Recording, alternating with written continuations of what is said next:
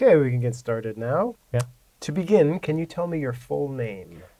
My full name is Lee Ju-hyun. Great. And are you working or studying right now? Currently, I am graduated and I'm seeking for a job. Okay. And what did you study? In the university, I had two major. One is Italian, which is basically language, and the other one is economy. Okay. And what kind of job would you like to find? I'm still thinking about that, but personally, I want to work at a startup which is related to what would you say, the computer programming language, so I can decode and make a program, something like that. Sure. What do you enjoy doing in your free time? Normally, when I'm free, I cook because I live alone, so there is so much time staying at home. So, and also I don't have a lot of money to go to the restaurant, so I enjoy finding recipes and try that. Cool. What styles of food do you cook? Personally, I like the Italian dish, which is pasta, basically. So I try a lot of the types of pasta, such as the garlic pasta or the tomato, the cream, whatever it is. Sure. Very good. And what is your hometown? My hometown is called Anyang, which is in the Gyeonggi-do. It's not far from the Seoul. It takes like 40 minutes by the subway. Okay. And what's something that you like about Anyang? Well, everyone loves their hometown, but for me, I think I like it about tranquility. I mean, which is it is basically peaceful. It is not a big city. It is basically for the bed town. The people stay there and they go to work to the Seoul. So there is noise, not so much things that is distracting. Good. Very good.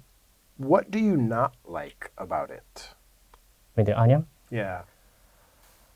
Well, I think it's also the same thing. I mean, it's too quiet, so there is no what would you say, excitement about where I lived in. So I always, when I was young, I always went to Seoul to have fun with my friends. So that was kind of I didn't like about it.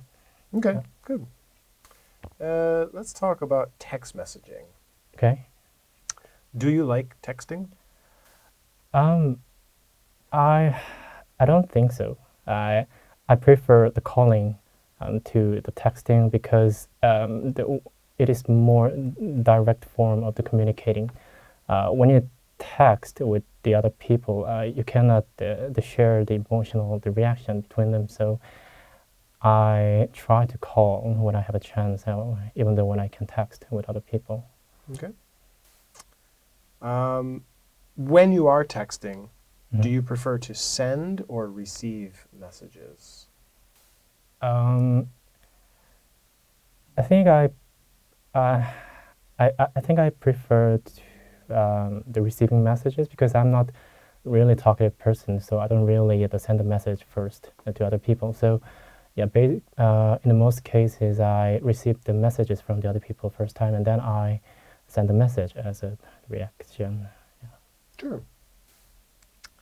Have you ever received a confusing text message? Pardon?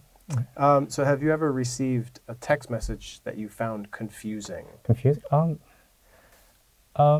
Yes, sometimes because there's so many bad people out there. That they try to fool people by texting message, which is basically a lie. For example, a few years ago, I got a text which says that my father was taken. Yeah, so that was quite absurd. So I didn't believe it in the first time. So yeah, I think that is the example of the weird messages I got. Yeah. And final question: in what circumstances or situations is making a phone call better than sending a text message?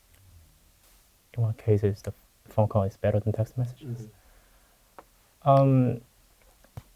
I think uh, I think the communicating with the family is in that case the calling is much better than the texting, because you know when you as I said, that when you the text message with other people, you cannot share the emotional reaction. So, but when it comes to the talking with the family, the most important thing is the emotional reaction between them. So whenever I text with my father and my mother, I feel like I'm kind of there's a wall between me and them. So that feels kind of not that good. So I prefer the calling with them. So yeah. Sure. Okay, we can move on now to part 2. Sure. So in part 2, you'll have a minute to prepare. Mm-hmm. Here is a pencil. You have a pen if you Thank prefer. Just have one question, a minute to prepare, and then up to 2 minutes to talk about it. Mm-hmm. So you can take notes, and I'll let you know when we have to move on. Okay, that's a minute. So That's fast. when you're ready, yes, it is fast. Yeah. When you're ready, you're going to describe a short-term job you want to have in a foreign country. Well, I'm not sure if this would be possible, but personally, I want to have the short-term job as internship, whatever, in the United States. The company is called the Neuralink. It is the company that what would you say the produce the brain chip, which is basically for the helping people with the neural disability. I know there are so many people who has the nerve disability. Some people cannot move their arms or the body because of some car accident or whatever it is. So basically the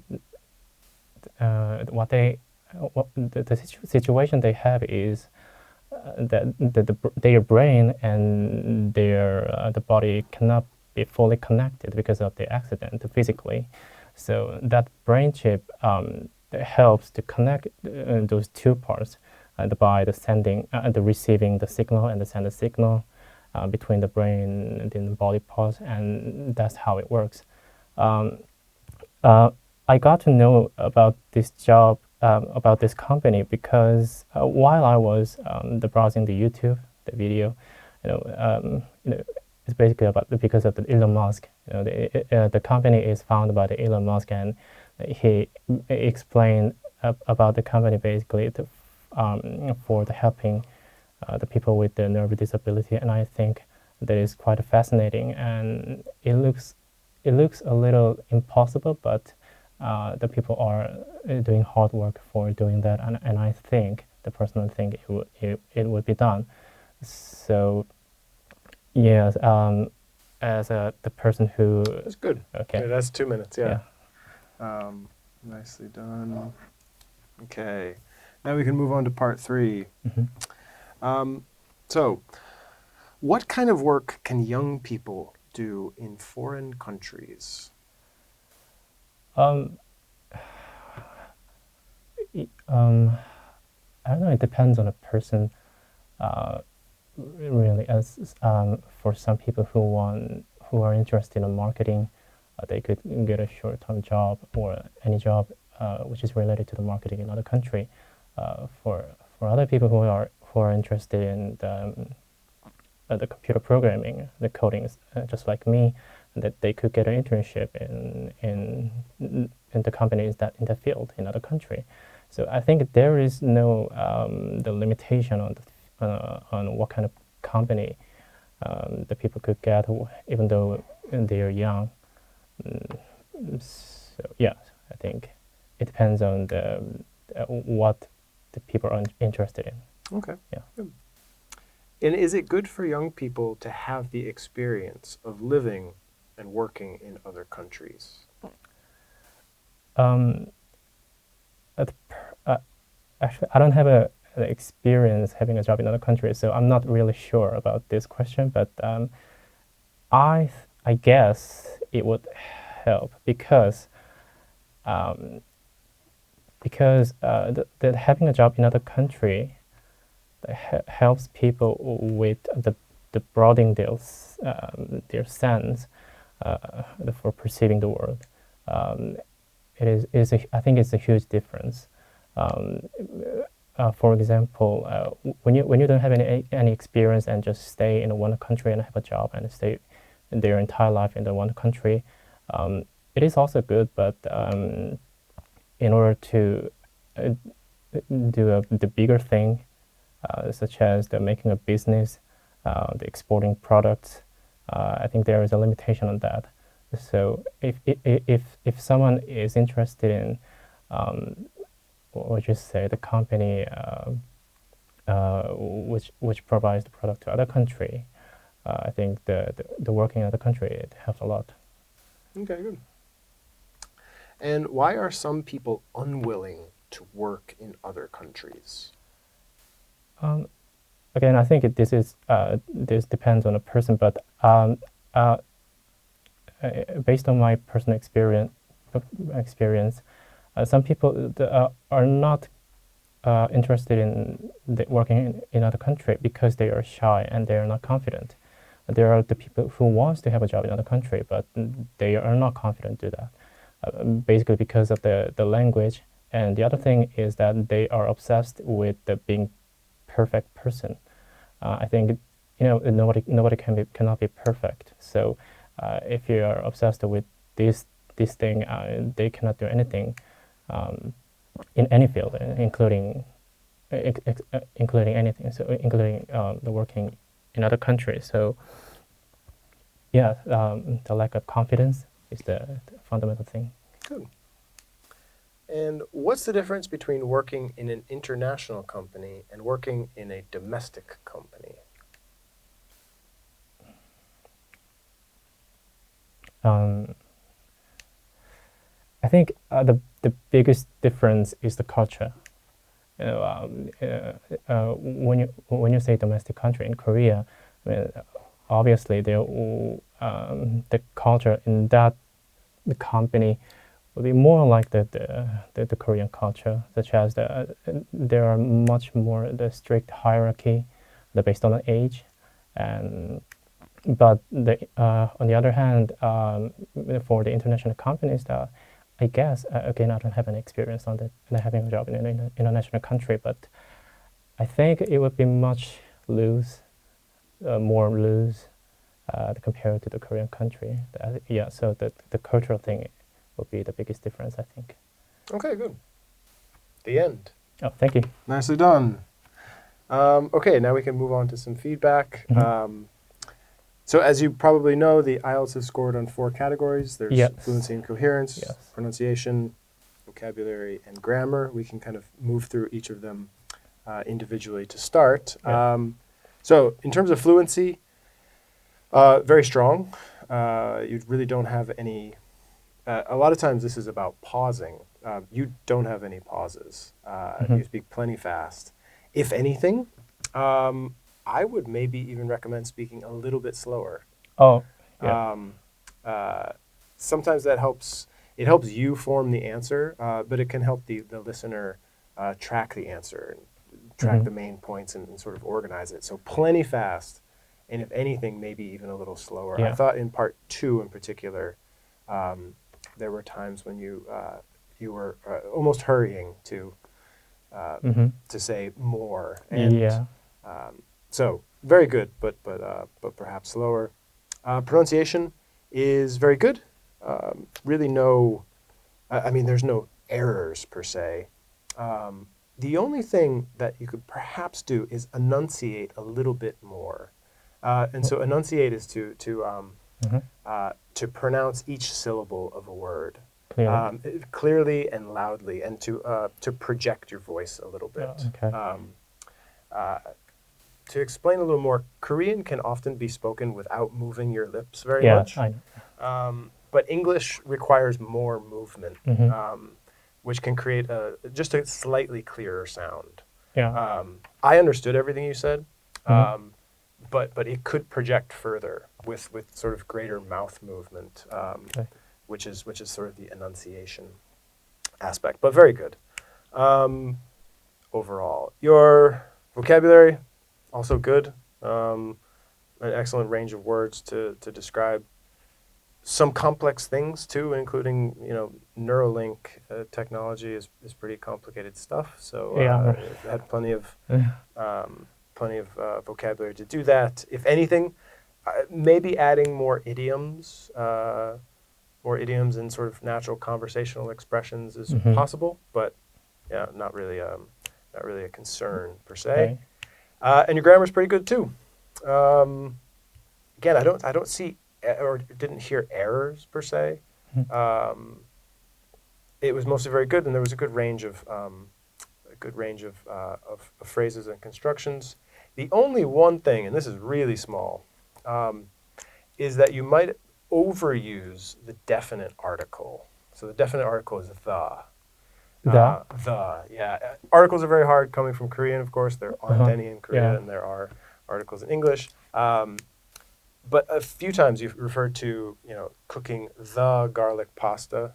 Oh yeah. Living in the Seoul. Referred to something as the bed town and the communication with family, I think. Those were 4 instances where actually you wouldn't need to use an article there because the pasta would just be a general, like garlic pasta. It's it's not one specific one. There is only one Seoul, so it's not the Seoul versus another Seoul. It's just Seoul. In a bed town, you would probably describe it as a bed town. In a bed town. A bed town because there are actually many bed towns. Okay. So slight overuse of the definite article, but that's a really, really small small thing. So that's kind of the language feedback. Let's see. 1 or 2 things about just sort of taking the test. In part 3, it is these questions are designed to be very general and very broad. So you want to try to avoid using personal experience. I think in a few answers you tried to kind of begin with personal experience or personal perspective. But you want to try, the questions are phrased in such a way that you can talk about people generally. So what kind of young people, what kind of work could young people do in foreign countries? Leaving yourself completely out of it. Young people might work in a restaurant, or they might work in a hotel, or those kind of things. So you want to avoid your experience, and that's really it. This was a very good test. Very capable speaker, and based on all this, I would estimate your score today at around 8.0, which is very good.